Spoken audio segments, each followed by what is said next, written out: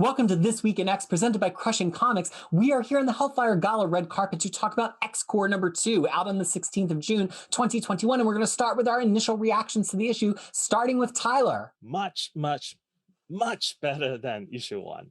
And Freya? Huh? What is it, Peter? Business is booming for the only X-Men comic to understand the point of the Hellfire Gala. Was it to bore me? We'll find out.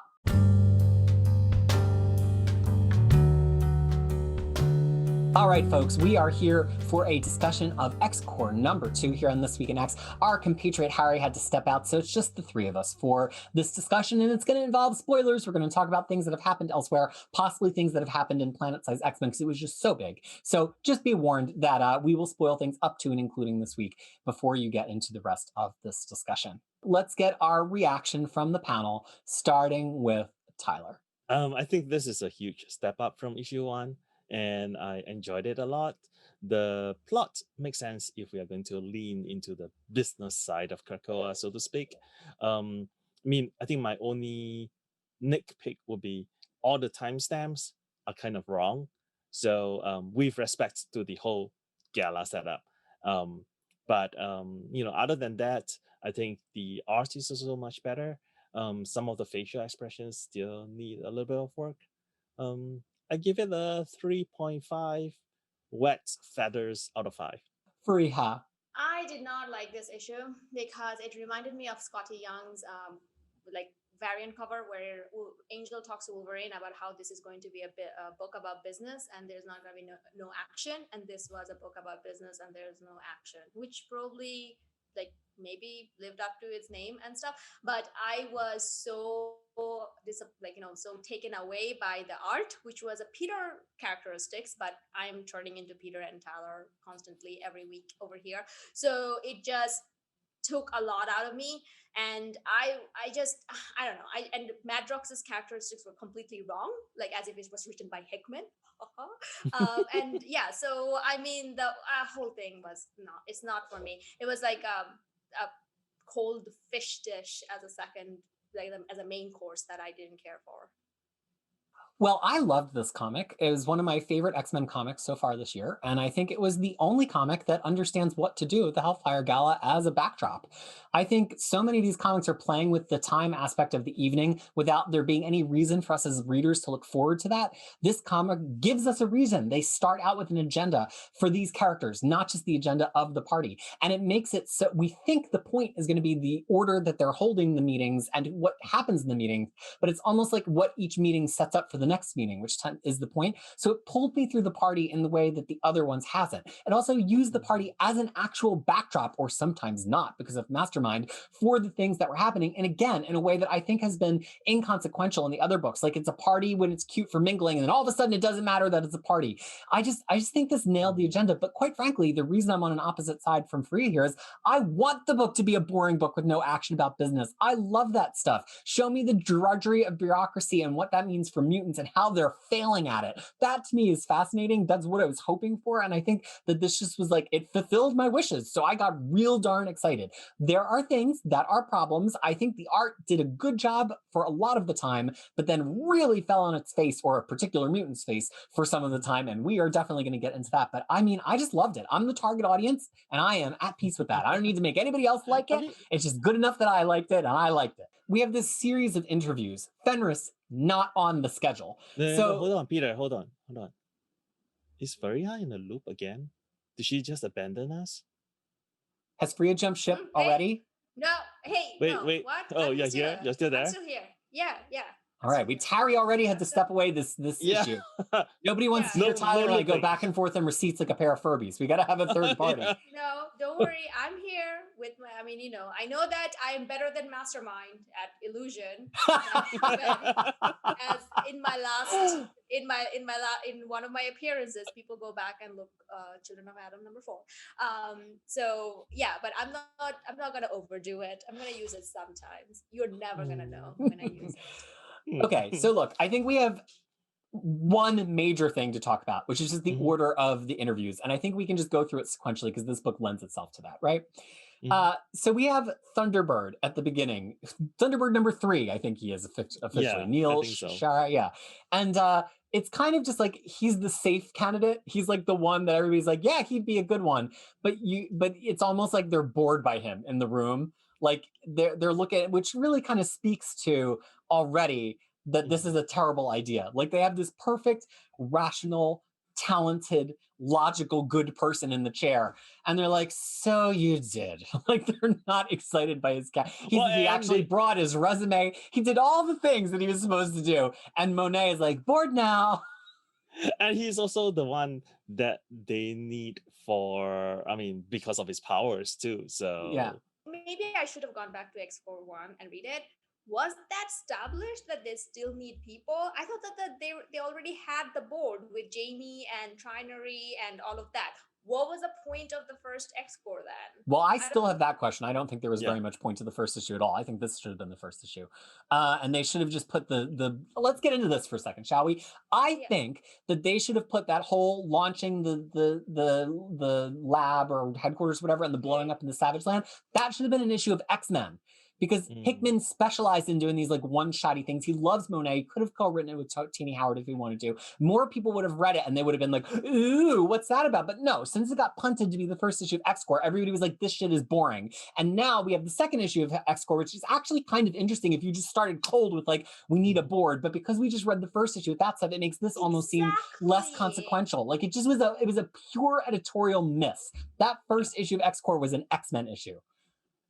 Right, and that's what I'm saying. But the thing is, like, given that this is the hand we were dealt with, I have Right. to look at it as X-Core Yes, book. we have And to that's why see I X. was This thinking, is issue 2. I can't change it. yeah, this is exactly, I can't change it. And that's one of the reason I was like, okay, we just did it in the first issue, kind of Monet going around and trying to recruit these people, and we're doing it again. But I thought that that was already established. So I well, am super it confused was by. explained here that Monet only extended the offer of the seat to two of them, So what does that and Well, mean? they they have not accept it, accepted. and they're taking other meetings. Like they're basically Yeah, like our candidates didn't accept our. I think there yeah, are 4 total seats, and they kind of like put the call out to some people initially, but it's confusing. I'm not excusing it. I was yeah. like, wait, there's more, or like were those Yeah. people one kind of board of directors, and these are other like I just think it was confusing. And then the thing is, like, also talk about, and this is all Peter's fault. It's I'm not going to take any responsibility because I started noticing this after Peter talks about these things. Because the thing is, we spent a whole page of explaining all the people that you are going to meet, and then we see that happening exactly how it was written in the data pages, and just like a rehash. Why is that a thing? Why wasn't it just, instead of a data page, put that on the top that she's talking, that wind the Yeah, wind person, dancer, like, whatever. Yeah. dancer, wind dancer, like she's talking, giving you bullet points, and like, oh, keep it short, and then we see, okay, we are talking about it. I just don't know what was the point of all of that, and it just felt like very, like, okay, like, and mastermind, really, really, really, Well, okay, yeah. again, I don't want to just come off as an apologist, but I just want to talk about why I did actually like this. I liked the data Mm. page because it was very memo from the coordinator kind of thing. You know, like I have been in these all days of interviews. I remember last year doing interviews where like we literally just for a whole week was just doing we're just doing interviews. And it's like I enjoyed all the levels to it. Like, here's their name, here's their code name, here's what you have to remember, here's the recommendation, even though I know you have to take the meeting. Like, but again, I'm into bureaucracy in comics. I think if you're already bored enough by your day job, or you have no interest in this kind of bureaucracy at all, I can see how this is a total miss for you.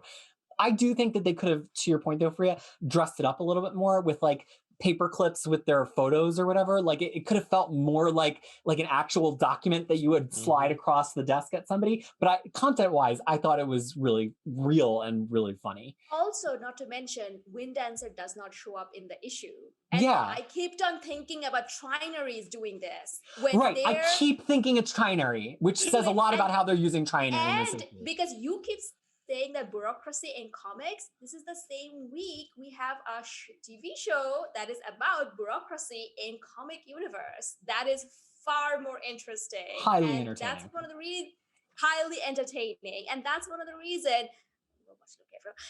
That's one of the reason it's also kind of like falls flat because of that, because I was like, okay, like and then thinking, because the wind dancer doesn't show up at once, I was like, okay, who is doing this, what's going on, like it just, and then but yeah, so we're gonna, yeah, let's but And why is Sophia doing this? Isn't she the ambassador to Mojoverse? And isn't she also like the PR person? Like, I guess from the perspective of like PR, she's like, I've arranged these.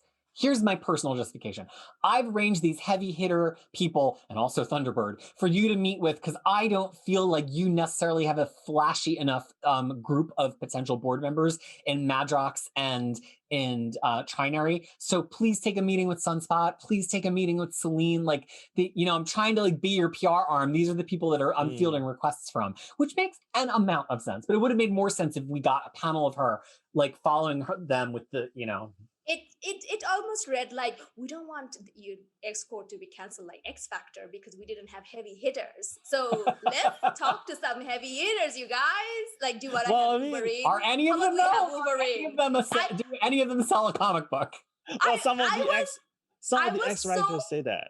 I was so ready. I really wish Whitney said, should we get Wolverine? People like Wolverine. That would have made this comic for me, because I'll be honest with you, I don't know how many Angel fans there are out there, even though he's one of the OG5, but I think we could say definitively at this point he might be the least liked of the, I don't know, we'd have to run some data science to find out. Yeah, I think Iceman has more fans now because but that's what I'm saying. The way it read is like, guys, we cannot get canceled like X. Well, while we're stalled on this first interview page before we get any deeper, let's talk about the problem I know for sure is happening in this art. And then we could talk about the art in general. There's a lot of good art pages in here. It conveys motion well, it shows layout well, but there's a specific problem it is having with Monet, who is the ostensible star of this book. Yes, they're coloring her skin a darker color, than we've seen in previous pages, which is nice. But if you look at that scene of Monet and Angel on the couch in the first interview, there's a clear difference in how their faces are colored, more so than drawn. But I put it on the artist and the colorist here. Angel's face, the lines of his face are carved out with highlights and lowlights. It makes his cheekbone, it shows how the half of his face is brighter, it gives him more of a jaw. It's the way that he's established with his facial features. Now, look at Monet's face. It barely has any contouring on it. The only contouring that they get away with using lighting in that page is the light contouring on her arms to give the implication of her muscles. Her face just looks like this flat, it looks like it's been rolled out flat on a cookie sheet because there's nothing giving dimension to it. Now, if you've got an artist who draws like that, like Foch apparently does, great. But then you can't be a colorist who is not really certain of how to create contouring on your characters of color. And I'm kind of surprised because I've seen Sunny Go do a lot of really good colors. I usually love their colors, but we see this, they also have trouble giving Trinary's face shape. They also have trouble giving Thunderbird's face shape. And these problems are not problems that they're having with Mastermind, who is drawn so cool and so compelling and with so much emotion. So, I mean, this is one of these things of like, I don't think Sunny Go is being racist towards darkly colored characters, but this has to do with like institutionally, does Marvel Comics have a good way to color Foch's features of these characters in a way that doesn't just make them look as flat as a penny? But the thing is, like, even bigger crime is that one of her eyes is smaller than the other. His eyes are like, come on, man, you cannot say that this art is like, no, I look up to you about comic craft. So you coming back and saying that this was okay, like, or there's some good art, really breaks my heart. I'm saying every one of Monet's faces in the entire issue is messed up, but I think it's partially the line work and partially the coloring. It is Monet. These are the art I've seen in webtoons where up and coming artists are doing this. But the thing is, this is actually a product of one of the comic company that has the majority market share. So sorry, try again, Marvel. Like, it's just, I mean, and the thing is, like, Angel is supposed to be the hottest mutant ever. He's supposed to be the most good looking. And then Sunspot is supposed to be also one of the most good looking mutant ever. And look at them. I was like, you didn't think Angel was hot? Angel was hot. What? Okay, no. Tyler, break the tie. Was Angel hot? He's okay here. Hey, I mean, see, he's not the hottest. I mean, in a week where Magneto is making us hot and bothered, Magneto the octogenarian is making us hot and bothered. You messed up. No, Like, but I mean, to Peter's point is that I think in I think Sun Eagle in this case when it comes to coloring, um, it it is done better when there are a lot of shadows, when it's not a bright light shining on the face. So if you see the panel where on the terrace where Quentin Quire was like torturing the Fenris, um, that that face of Monet has shape and Right, because shade. perfect, yes, because they can work with shadows and they don't have Yeah, to actually deal with the undertones of the exactly. skin. Yes. Yeah, Same with Chinary before the Fenris woman gets the jump on her on the base. yeah, There's because one there's a lot of beautiful panel of Chinary's yeah. face, but it's the only one in the whole issue. Mm. mm, Mm, mm, mm, mm, mm. Well, mm. okay. But All yeah, right, back to the plot. I mean, do you feel, I'm not ready yet. Do you, do you feel Okay. like do you feel like Foch is like overworking the lines on Monet's face because he's afraid he doesn't have a likeness? Like, what is happening? Why does her face look so rough and Because uneven? eyes are different in every one of them. I just don't understand this. It's just a really weird problem for somebody Why who is like seems to be a fine artist. Yeah. listen, this is what she looks like. Look at it. Look at this. And every single one of them. And I was like, No. stop it. Okay, but I feel like it actually improved. I mean, the art actually improved from last issue. Yes, Last issue has a lot of these issues, it a was lot of these awkward. problems, but here it still exists, but it's sort of like on a decline. So hopefully next issue we won't have this problem And then anymore. also in some of the cases, and here's also another thing, and this is also, I'm going to blame it on Peter because he's the one who taught me to look at these things. Because Mastermind is present in this issue, Mhm. there are certain times that human woman who they think, she has a face where it's like, I'm being controlled. I genuinely thought she was being controlled. Like, because look at Right, her like eyes. I mean, I enjoyed Foch, but I don't think he's all the way there on facial acting because you can't be giving us as readers the wrong idea by how glassy-eyed all of your characters look in every panel when you have Mastermind in the book. Like that's a problem. Exactly. And the thing is, like, I also kind of had to go back because of some comic book discussion about the Claremont issue where he is like, in Phoenix Saga. And I read that right after, like right before I was reading this. And I was like, wait, is he controlling all of them? I'm like, oh no, it's just the dumb art. Like, I don't want worry to talk about that it. webtoons thing for a second because I know a lot of times it seems like Free and I like butt heads on the program, sometimes realistically, sometimes for your amusement, but like we have a really similar mind about this most of the time for your amusement. I have a really similar mind for this. There's a certain color look that to me is like cheap. And it's the cheapness comes from just being like, throw a reflection on it, throw some highlight on the face. That's what a person looks like. It's this very like mechanically proceeding way of doing colors that reminds me of colors of like 10 or 20 years ago without nuance.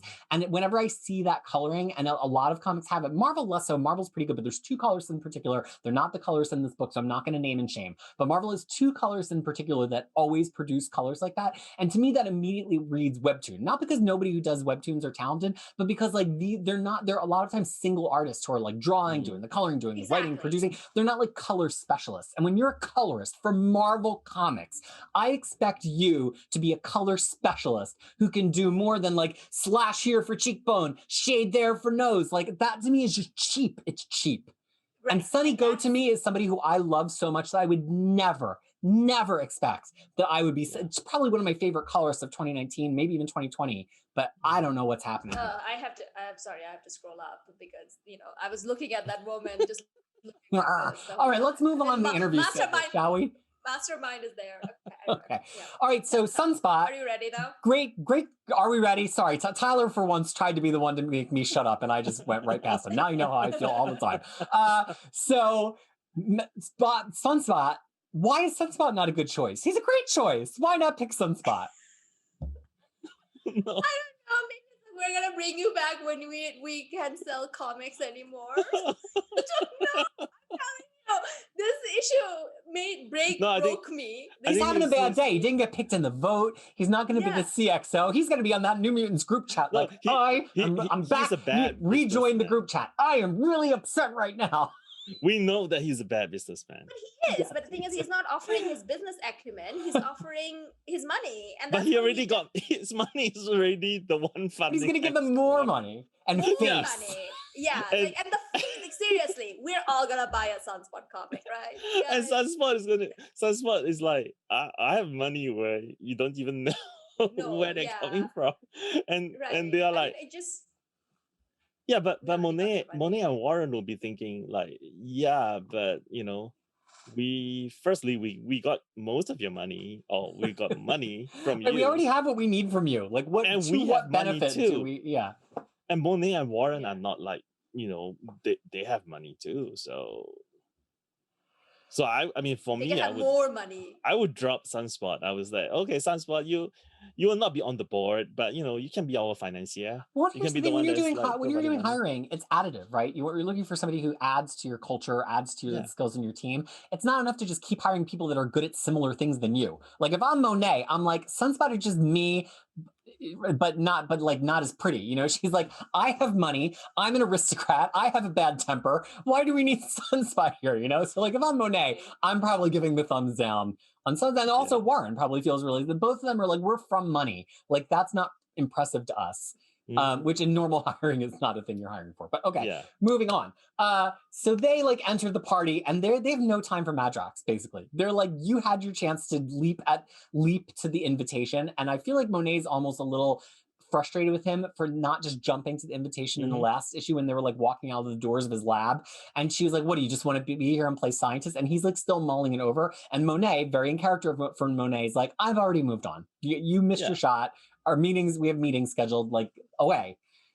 But Madrox is also Madrox is like confused because he's like, well, he thinks he already accepted the job because he's like, this is a board meeting. Yes, I mean, This is a board meeting. I should be involved. Why am I not involved? Because you're not on the board yet. okay, but that's what confused me so much. I'm like, who is on the board? And the thing is, I don't remember.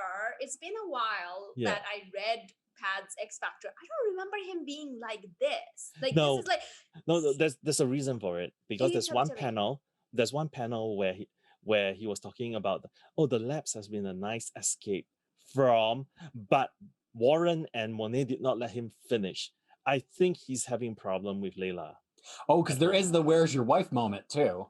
right. Yeah. So So he's okay, trying to escape from like home stuff to do all these things. That's why But he's hold on, okay. Layla is a precog. She cannot be. She's not resurrected. No, she's not a precog. No, that's not No, her her mutant- power. Yeah, her But she mutant ca- power. Her What is mutant her mutant power power? is to resurrect people from the dead without a soul She knew stuff because she had spent time in the future. in the future. But that But wasn't her isn't it- power. She Yeah. only knew stuff as far as like when they got married, I think. At one And then point, she's like, I until don't a know any point. more stuff. Yeah, I don't know anymore. Okay. Because that's why she's always holding that book, because she knew stuff from that book, which was like written in the book or something. I remember Well, something like that. no matter what, we need to retcon that whole aspect. Of it. Yeah, We just I'm need like, to oh retcon boy, because the now that you whole mentioned her on thing. panel, now the cat is out of the bag. I'm like, now you've got to work. Yeah, we gotta retcon that. Like, So I know, now, that's- now the interviews Like, but- roll on to the problematic period of the evening. Mm. Because we have our interview with Celine, who they're really just almost going for like a PR moment with her to not have an interview. So Angel's like, I'll just dance with her because they're like, oh, what has she been up to? If you've been reading Captain America, she pretty much has been trying to like enslave America in her Yeah. spare time off of the islands. I like that. Like, way to make a nod. And like, how would Captain America feel about seeing Celine at the party? Missed opportunity. But Celine, I love how she just goes off. She's like, you have to forget, like, she's just this old lady. She's just this like 8,000-year-old lady or however old. And she's like, Yeah. back when we let the men get in charge of the agriculture, that's when it all went sour for us, boys. He and horticulture should hook up. Yeah, she's horticulture. I really No, like but she that was sort of- thinking like horticulture is too old because she's like a vampire, right? Yeah. She's even older. But the thing Yeah. is, like, No, I really like that part as well. But the thing is, like, it's also kind of is like, okay, so she's going around and trying to. I actually read up on it when we, like, on, like, It trying to lets figure you to out where research. she, yeah, yeah, where she been and everything. But the thing is, I was like, okay, isn't the kind of things that she's doing are also against mutant law? Like, is no one going to question that? Like, is Oh yeah, that she's horrible. There's okay? Yeah. nothing Yeah, like, altruistic about anything she has No. ever done. Yeah. yeah, so then that's one of the reasons I was like, okay, what's going on over here? And then also like a biting of the ear. Yeah, biting the Ew! earlobe. Earlobes are She's gross. disgusting. She's Yes, super so gross. gross. And then, it just looks ugly as well. Like, I was like, like, no. Not going to say anything about earlobes anyway, so Huh? Well, then Nothing. Fenris rolls in nothing. to be like, we should get a meeting too. Again, with this very like, we're old money argument, which I think is kind of an interesting precedent because we've already seen Monet kind of discard other people for the old money thing, but I think it like lets her really, really put her heel down on them as stupid Nazis in a way that's different from like it's not just that we don't need your money. So I was like, I appreciate that. I'm like, oh, Yeah. this is to contrast how she's discarding other people who are not rich enough to impress her and Fenris who are Nazis. Yeah. So So what- basically, she brings in morality. She's like, well, I want you to listen that we are not going to lower ourselves to doing deals with the likes of you. Yeah, we I find you don't need to. repulsive. Yeah. So that was like on point. So what's their deal? Who are They're they? Baron Strucker's Why do they kids. care? Yeah. Oh. Who's Baron Strucker? Baron von Strucker, who's like the head of Hydra, who you could Marvel would debate us Yeah. if they're Nazis or not. Debate us, Marvel. Oh, that's right. Age of Ultron. Okay. Yeah, and they're like Gotcha. super white supremacists. Even under Claremont's pen, Yeah. they're like major. We're Aryans kind of Weird. like. And they're also mutant. Oh yeah. Oh, that's an aspect we should explore. What is that about? Like, like how are you both? Like, Because they think they're like extra superior. They're like, Yeah. we're mutants and we're Aryans White people. and we're Nazis and we're blonde and we're like, they're like, we're a whole double stuffed Oreo of superiority. oh yeah, like without the Yeah. especially with the white hair and everything, I was like, whoa, that's a Yeah, this lot going on. confirms because Peter was asking. I was like, who are they? And it puts them to use. There's a reason. See, this is what I mean about this, like understands the point of the party. Maybe it's just benefiting from being towards the middle of the party, but I was like, this is what I wanted from all the books. Like, why didn't X-Force do this as well? Why, like Marauders, I'll give a pass because it had to go first and nobody was going to succeed going first. But like, this is what I wanted. Anyway, so it's always really fun when Fenris gets beat up. But then they take the last meeting of the night, which really goes a direction that I could not have predicted, which is the meeting with Mastermind, who like in an unusual amount of savvy for Mastermind is like, this is all about image and what mutant is better at image than me, which is crazy because he's usually this like slime ball, but he like makes a really good point. Guys, am I being convinced to be on Mastermind side? What's happening? Yeah. No, I mean, I agree because he made a good point. He's like, well, look at how my powers can be used to enhance your image. Yeah. That I would give points to him because he actually did, like, it's not just a word, but he actually used an action to show why he is like the thing to sell his point. to sell his point and everything. But he's also Mastermind, and he's not as charming as he's not as charming as the other guy. What's his name? Sinister. So no points. You don't get a point for that. Well, it Like, also made me think like this creepy. is hot off of the Sinister thing. Like, so did he like, how did that affect this? Did he like the taste of power there? Did he get something from Sinister? That is he working still with Sinister? Like it made me go back to Hellions and be like, why would he want to be on their schedule coming off of that experience? And I felt like that was more like a job interview, like an early job interview, that he was like, oh, I did this. Like, if this didn't work, he was probably going to pull that card, if that's what the thing is. But the thing is, like, it's like, okay, yeah, like, I mean, yeah. And then there was like a whole thing of the Dark Angel thing. I'm like, oh, okay, The Archangel. Yeah. Let's bring that back. Well, I mean, go ahead, Tyler. No, I was thinking that it is interesting because Monet has penance and then Angel has Archangel. So they have sort of like two sides to them. And but Monet is almost being more relying on him to be yeah. a cooler head that prevails. Like even in the dialogue last issue, Yeah. she was like, "Don't freak out." And so it's almost like she wants him to be the cool-headed one, so she has permission to do her pen and stuff, which Yeah. she takes great delight in doing here. But really, he doesn't have it under control. And I just like it because it's setting up this whole idea of like it's Exactly. broken even before it's fixed. Like they don't have a shot in hell. This whole thing is poorly conceived. And I think that speaking to that is this idea, and this is like the thematic point I think to talk about for the issue, which will shut us down, I think, is like they had this open door policy. This idea, it's kind of read as a joke, like it was going to be an open office plan, and no doors, whatever. But it's also a statement about how mutants are for everyone, right? They were going to have this corporation, and the corporation was synonymous with being a mutant. And if you're a mutant, you could be in part of the corporation. Anybody could walk through, anybody could take a tour. It's like when those CEOs who's like, everybody in the company knows my email address, right? But like they know that not everybody in the company is emailing them every day. But then it's one of our first really great examples, other than Sinister, of how factionalized mutants can be. Like there are mutants here who will walk through the door and sabotage things, who will walk through the door and want to run the company differently. What happens if Celine just decided to walk through the door and be like, I'm in charge now? Who's going to stop her?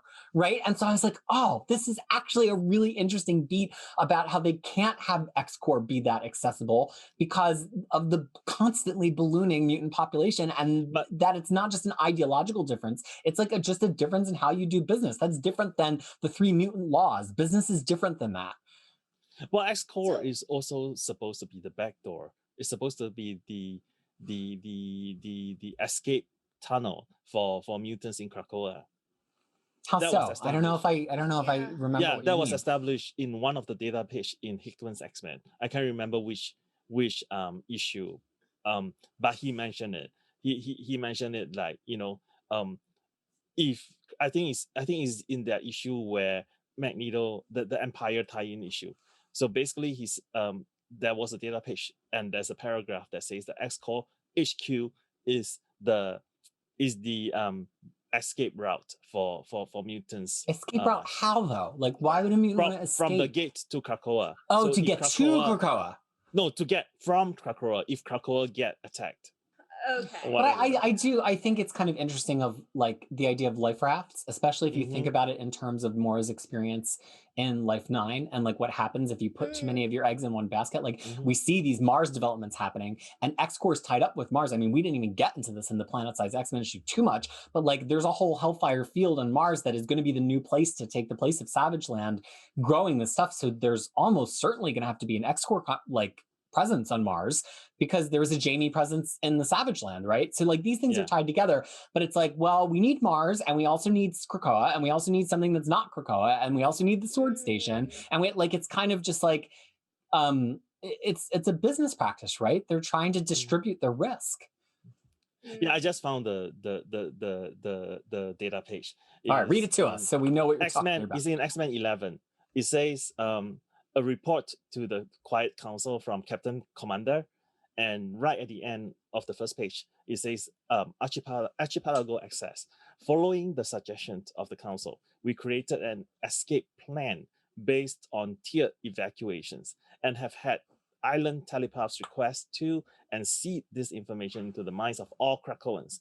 We consulted with Monet regarding extra island X-Corp employee procedures.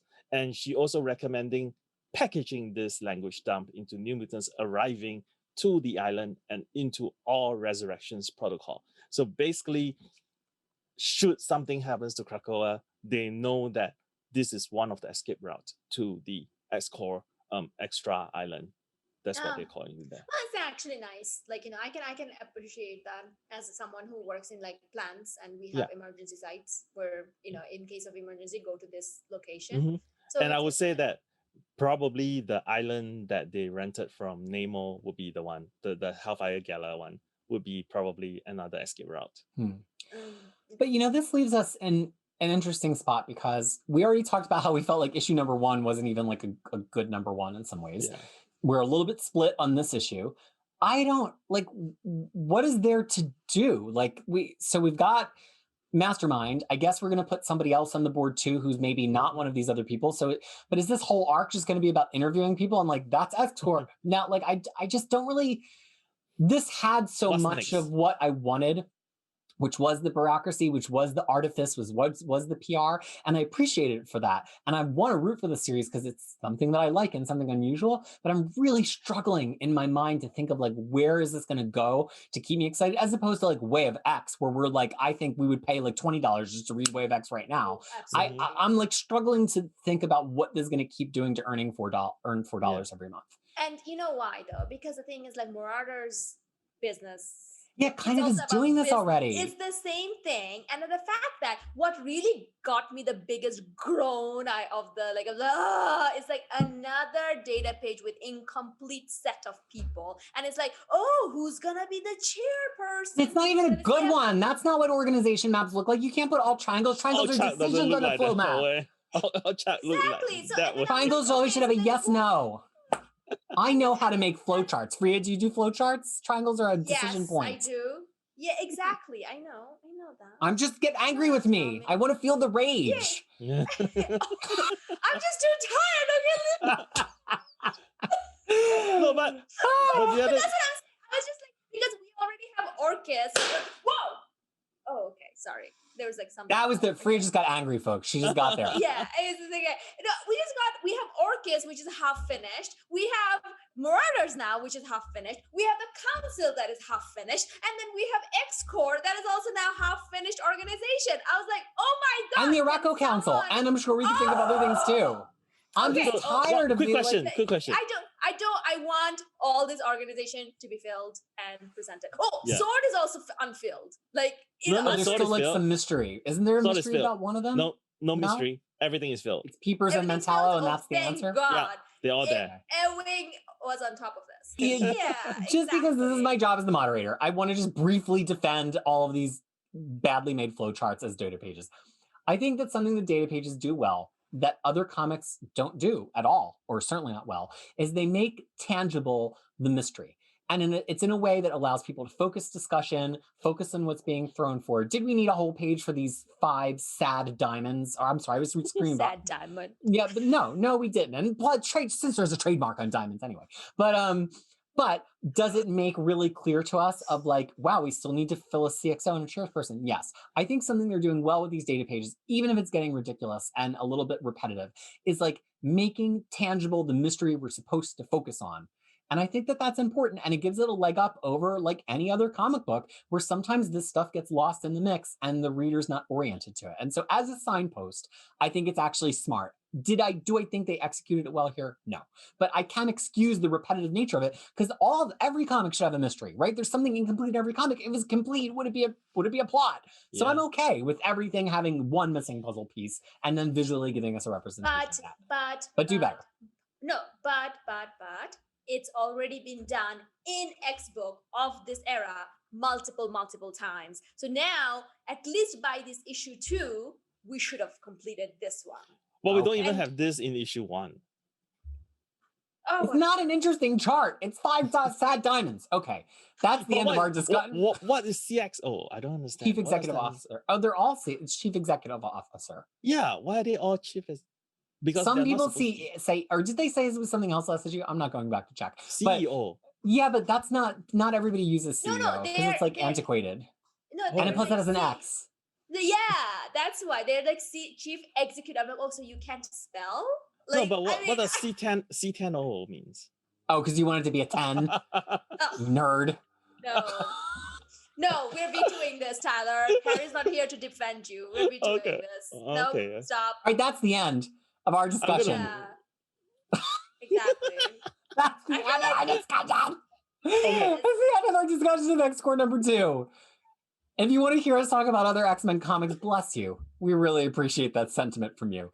And boy, are you in for some other talking about X-Men comic books this week because we went off. Okay, Yeah. that's the truth. And off, sometimes off. And Freya, why do we get together to go off week after week, month after month about X-Men Oh my comic God. books? X-Men is better when it's read together. I feel like I started with this hating this more and you loving it, and we ended with me liking it more and I you know, were now like, I'm angry.